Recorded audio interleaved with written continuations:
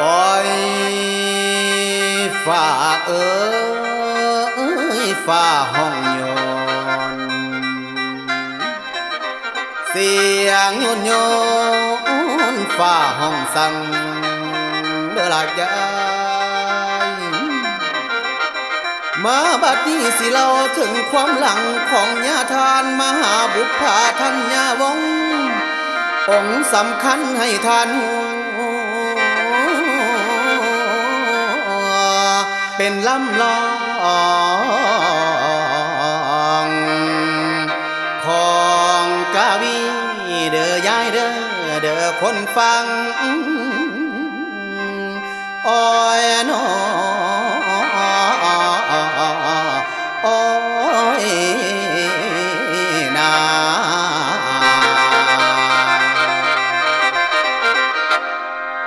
มาบัดนี้สีวะประวัติบอกแจงแดนแห่งปิดตุภูมินี้แล้ว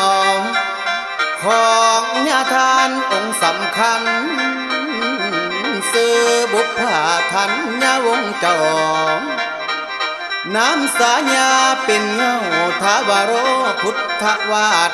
เกิดเมื่อเดือน12,938บอกแจงแถลงขอต่อก่อนลำสิหัวเว้าย้อนบ้านขนาดเมืองพนทองนี่แล้วคือตาแสงสักเมืองฝ่ายจำปะสักพุนเป็นบ้านควรเมืองคำดินแดนบ่อนกำเนิดเกิดในคันแม่ยุกพอนมมาสิบอกแจงมีบุตรด้วย4 คนอันว่าผู้เริ่มต้นคือญาทานบุพภานี่แล้วถ้าบารอนำมาหยดที่ทุกคนหูจักแจงแสวงหาความหูทางธรรมพุทธศาสตร์บวชเป็นจูแต่น้อยเพียงได้14 ปี1954 ปีเริ่มตั้งเฮียนฝ่ายปริยัตินี่แล้วคือห้องเรียนปาลีอยู่ปากเสข้าวนั้น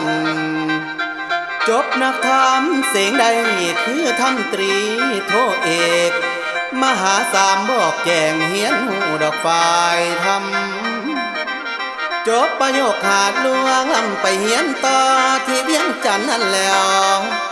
การศึกษาบอกเคยหยุดผ่านกระแสพระธรรมเจ้าขอถวายสีวาเข้าในของพุทธบาทคู่เอาศาสตร์บ่เมืองพระองค์เจ้าออกเพิ่นสั่งสอนแล้วบัดนี้เฮียนจนจบประโยคสอน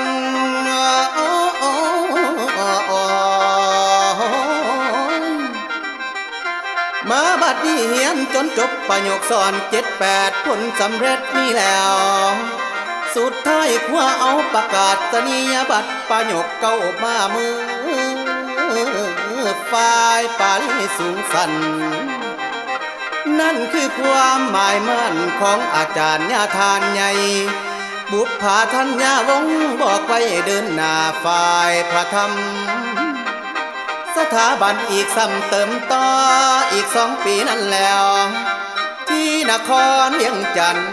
ผ่านไปจนหมดเกลี้ยงยังเหลือเพียงความหูแดนไกลต่างประเทศคือเขตดินต่างดาวมโนแมงแม่นบอนหมายมาบัดนี้ในวาระสุดท้ายก็ไปต่อที่อินเดียนั่นแล้วพุทธภูมิดินแดนแห่งพระโคดมเจ้าเฮียนเอาภูมิปัญญาเข้าในของศาสตร์ต่างๆจนสำเร็จทุกอย่างวิชาการหอบหูพุทโธเจ้าเพิ่นสั่งสอน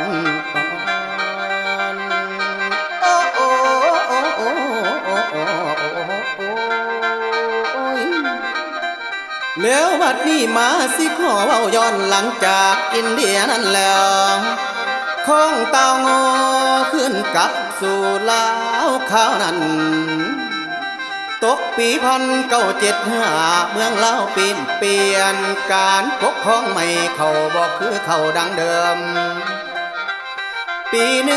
1975ก็ได้เริ่มออกจากเมืองลาวนั่นแล้วไปอาศัยอยู่เมืองไทยพักพาดอกข้าวแขนไปยังเติมเต็มซ้ำที่มหามกุฏราชวิทยาลัยคณะใหญ่4 ปีเต็มอยู่นั่นจนจบสันปริญญา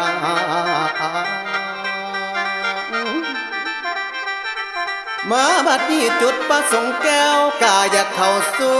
อเมริกานั่นแล้วตัดปัญหาบอกกลับลาดังขาดเนเนไว้ตกปี1982ก็เลยเตรียมตัวย้ายเข้าอเมริกาดังว่าตกอยู่รัฐสัญญาคาลิฟอร์เนียบ่อนแห่งประสงค์ตาแม่นแห่งใจ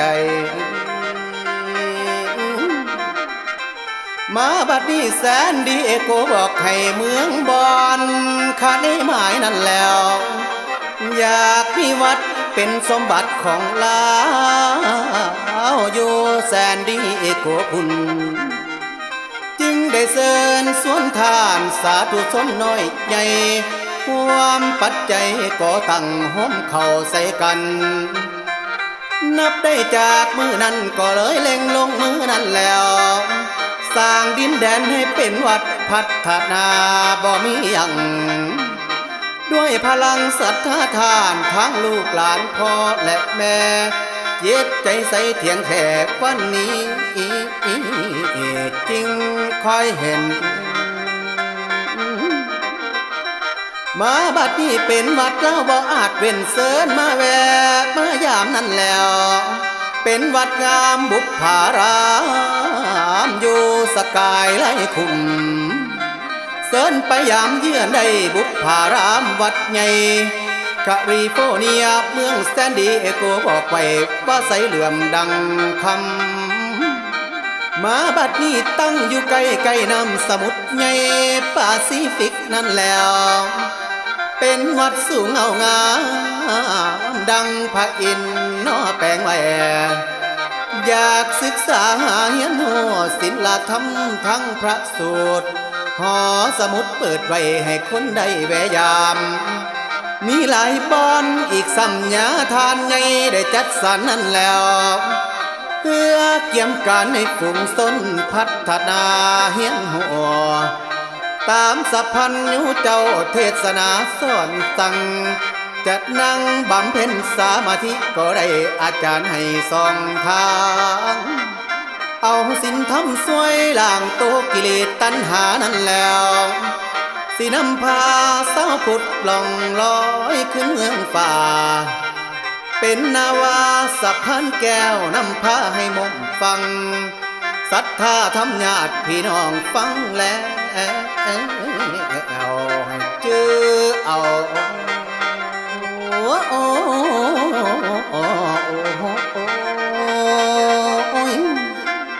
แล้วบัดนี้ตกมาฮอดบรรทายมีหลายอย่างคือผลงานนั่นแล้วของญาทานบุพภาที่ได้ทำทานไว้ทั้งปัจจัยวัตถุพร้อมมีหลายอันนับบอกไว้ทั้งพัทธสินมาประตูโค้งหอแจกพร้อมหลายล้นนับบ่ไหวมีหลายอันสร้างไว้ใต้วัดใหม่บุพภารามนั่นแล้วทั้งห้องเรียนหลายหลังอยู่จำปาสักคุณจากปัจจัยศรัทธาทานหลายคนได้ห่มสวยอยู่ภายในและต่างประเทศพร้อมรวมสร้างใส่กันผลงานหลายส่วนนั่นคือเจตนาจริงนั่นแล้ว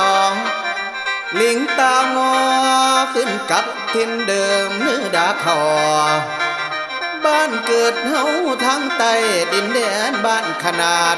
เมืองพ้นท้องบ่อนยังหวังมีอันกระดูกดอม โอ้มาบัดนี้ใจนึกคิดอ้อมคอมอยากสร้างวัดป่าปุพพารามนั่นแล้วอยู่ดอนเทวดาวัดป่าปุ่นนอแปลงแหลมเป็นสมบัติเล้าไตสาราธรรมได้สนเพิ่งจิตใจใส่เลิงของศรัทธาพี่น้องได้ป้องสร้างสวยกันจนสำเร็จทุกด่านกุฏิใหญ่ศาลาธรรมนั่นแล้วดอกไฟงามเมืองใสหุงประกายเมื่อแลจองยามเหลียวมองอ้อยทางเขาแสงไฟใสสักงานั่นแหละคือวัดป่าบุพารามเขตใต้ดอนเทวดาบอกไว้ให้ไปได้ให้แวสมอีกอันหนึ่งมีพระพุทธหูพร้อมพระองค์ใหญ่เป็นประธานนั่นแล้วชื่อว่าพระนาคปกใหญ่สูงเสมอรามเป็นพระงามเลือล้น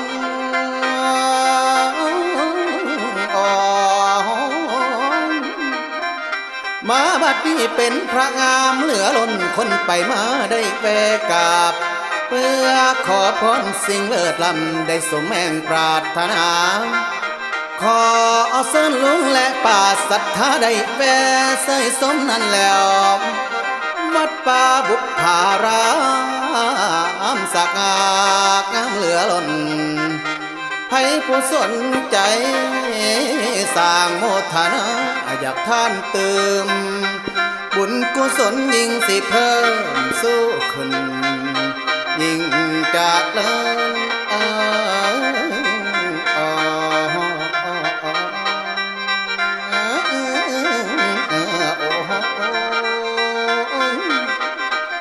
อาวสานจบลงดำรงไว้ออกจากใจนักห้องและนักเขียนขออวยพรให้ญาทานผู้ภาคเพียรจงเสถียรมั่นคงดำรงไปทางวัดไอโพยไพอย่ามาต้องใส่ห้องเหมือนดังคนพ้นลำเค็นมีอายุวันนะสุขาภละอย่างเยือกเย็นหายลำเข็นสิ้นโรคาสาธุญาทาน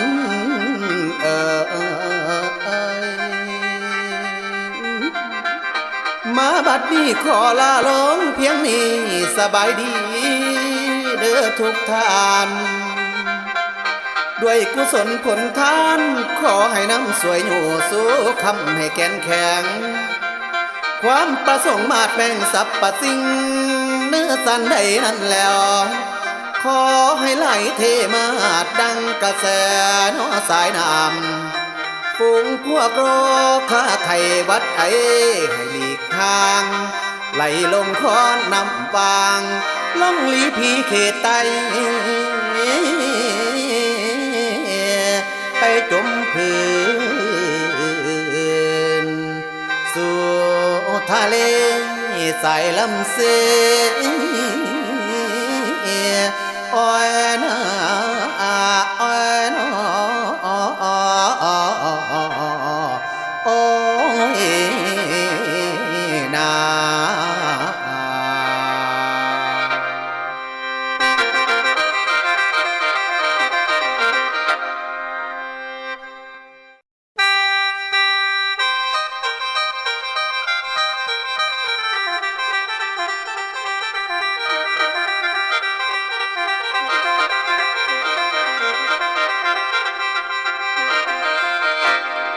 โอ้ย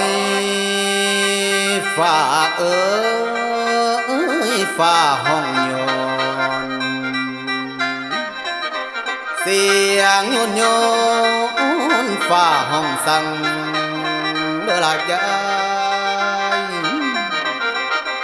มาบัดนี้สิเล่าถึงความหลังของญาทานมหาบุพาทัญญาวงศ์องค์สำคัญให้ทานเป็นลำลอง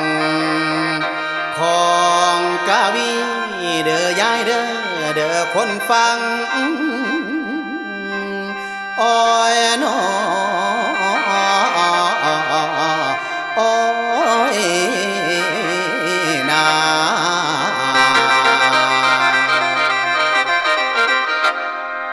มาบัดนี้สีวะประวัติบอกแจงแดนแห่งปิดตุภูมิแล้ว ของญาทานองค์สำคัญซื้อบุพผาทัญญาวงศ์เจ้าน้ำสาญาเป็นเงาทาวโรพุทธวาสเกิดเมื่อเดือน12,938บอกแกงแถลงคอต่อก่อนลำสิหัวเว้าย้อนบ้านขนาดเมืองพนทองนี่แล้วคือตาแสงสักเมืองฝ่ายจำปะสักพุนเป็นบ้านควรเมืองคำดินแดนบ่อนกำเนิดเกิดในขั้นเมยุพอนมมาสิบอกแกงมีบุตรด้วย4 คนอันว่าผู้เริ่มต้นคือญาทานบุพผานี่แล้วถ้าบารน้ำมาหยดที่ทุกคนหูจักแยงแสวงหาความหูทางธรรมพุทธศาสตร์บวชเป็นจูแต่น้อยๆเพียงได้14 ปี1954 ปีเริ่มตั้งเฮียนฝ่ายปริยัตินี่แล้วคือห้องเรียนปาลีอยู่ปากเสเขานั้นจบนักธรรมเสียงใดคือทำตรีโทเอกมหาสามบอกแจงเฮียนหูดอกฝ่ายธรรมจบประโยคขาดลวงลำไปเฮียนต่อที่เวียงจันทน์นั่นแล้วการศึกษาบอกเคยหยุดผ่านกระแสพระธรรมเจ้าขอถวายสีวาเข้าในของพุทธบาทคู่เอาศาสตร์บ่เมืองพระองค์เจ้าออกเพิ่นสั่งสอนแล้วบัดนี้เฮียนจนจบประโยคสอน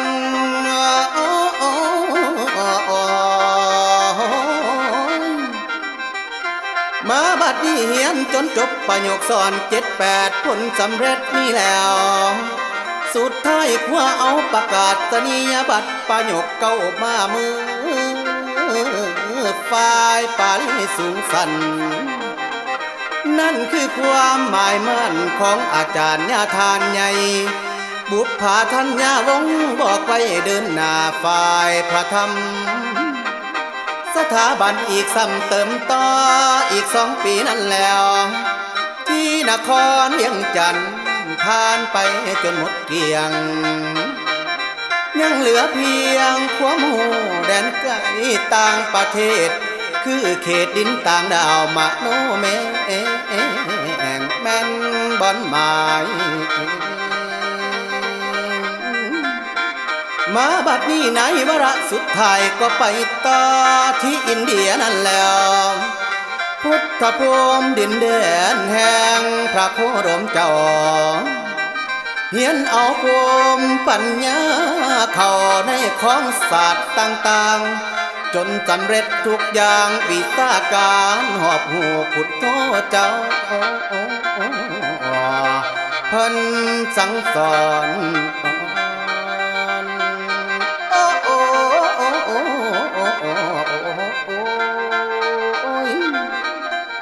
แล้วบัดนี้มาสิขอเว้าย้อนหลังจากอินเดียนั่นแล้วของเต่างอขึ้นกับสู่ลาวข้าวนั้นตกปี1975เมืองลาวเปลี่ยนการปกครองใหม่เขาบอกคือเขาดังเดิม ปี1975ก็ได้เริ่มออกจากเมืองลาวนั่นแล้วไปอาศัยอยู่เมืองไทยพักพาดอกข้าวแขนไปยันเติมเต็มซ้ำที่มหามกุฏราชวิทยาลัยคณะใหญ่4 ปีเต็มอยู่นั่นจนจบสันปริญญา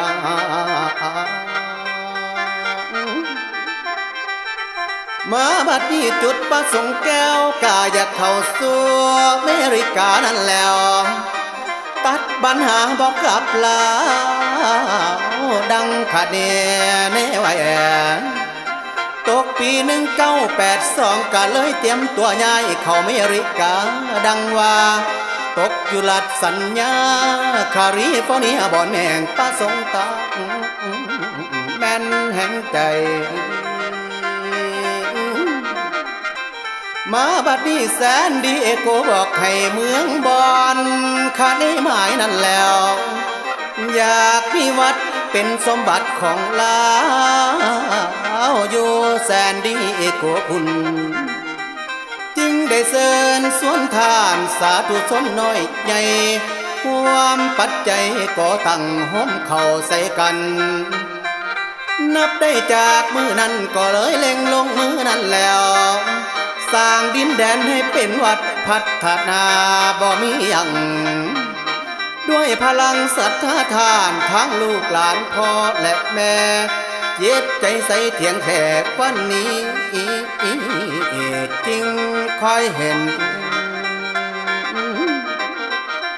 มาบัดนี้เป็นวัดแล้วบ่อาจเว้นเสินมาแวะมายามนั่นแล้วเป็นวัดงามบุพภารามอยู่สกายไล่คุมเสินไปยามเยือนได้บุพภารามวัดใหญ่แคลิฟอร์เนียเมืองแซนดิเอโกบอกไว้ว่าใสเหลื่อมดังคำมาบัดนี้ตั้งอยู่ใกล้ๆน้ำสมุทรใหญ่แปซิฟิกนั่นแล้วเป็นวัดสูงเอางามดังพระอินทร์นอแปลงไว้อยากศึกษาเรียนรู้ศิลธรรมทั้งพระสูตรหอสมุดเปิดไว้ให้คนได้แวะยามมีหลายบอนอีกสัมญาทานใหญ่ได้จัดสรรนั่นแล้วเพื่อเกี่ยมการในฝูงชนพัฒนาเฮียนหัวตามสัพพัญญูเจ้าเทศนาสอนสั่งจัดนั่งบำเพ็ญสมาธิก็ได้อาจารย์ให้สองทางเอาศีลธรรมสวยล้างโตกิเลสตัณหานั่นแล้วสินำพาสาวพุทธล่องลอยขึ้นเมืองฝ่าเป็นนาวาสะพานแก้วนำพาให้มงฟังศรัทธาธรรมญาติพี่น้องฟังแล้วเอาให้เจอเอา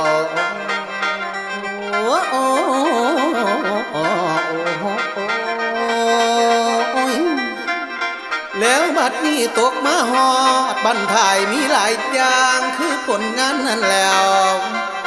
ของญาทานบุพภาที่ได้ทำทานไว้ทั้งปัจจัยวัตถุพร้อมมีหลายอันนับบอกไว้ทั้งพัทธสิมา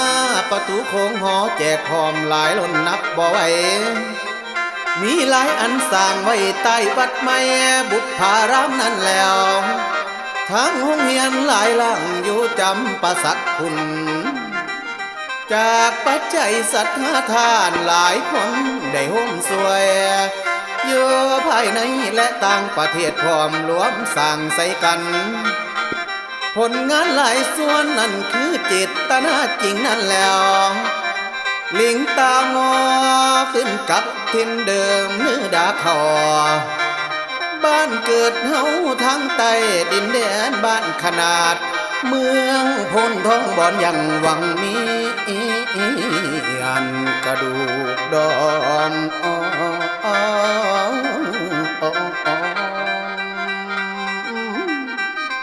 มาบัดนี้ใจนึกคิดอ้อมคอมอยากสร้างวัดป่าบุพภารามนั่นแล้ว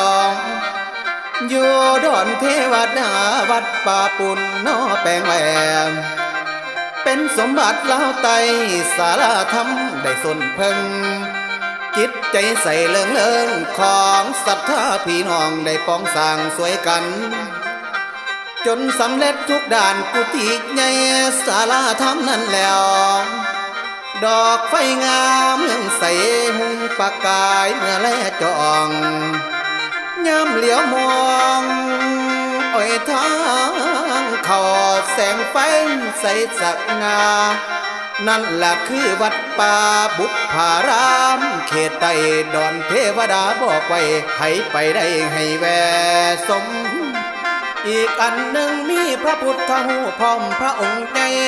เป็นประธานนั่นแล้วชื่อว่าพระนาคปกใหญ่สูงเสมอรามเป็นพระงามเลือล้น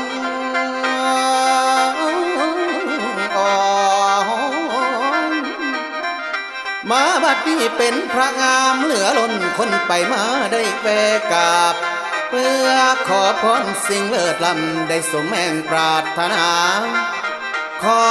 เส้นลุงและป่าศรัทธาได้แวะเสยสมนั้นแล้ววัดป่าบุพารามสักงามเหลือล้นให้ผู้สนใจสร้างโมทนาอยากท่านเติมบุญกุศลยิ่งสิเพิ่มสู้ขึ้นยิ่งจากเลิศ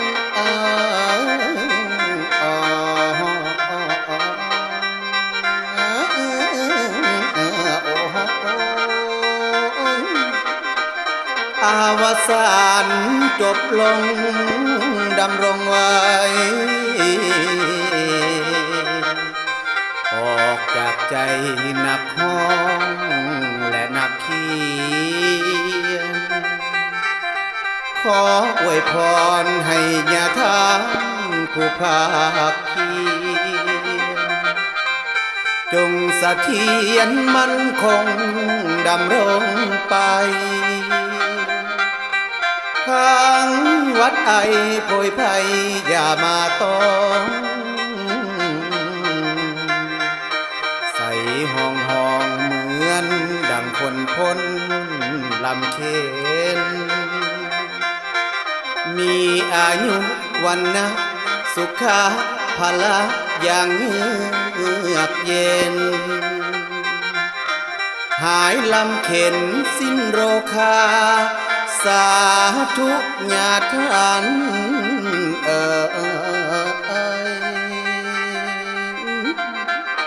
มาบัดนี้ขอลาลงเพียงนี้สบายดี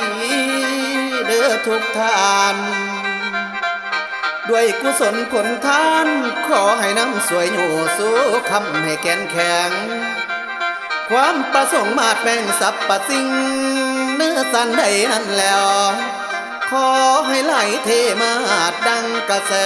นอสายน้ำฝูงพวกโรข้าไทยวัดไอให้หลีกทางไหลลงคอนนำวางล่องลีพีเขตไตไปจมพื้นสู่ทะเลสายลำเสอ้อยนาอ้อยนาโอ้ยนา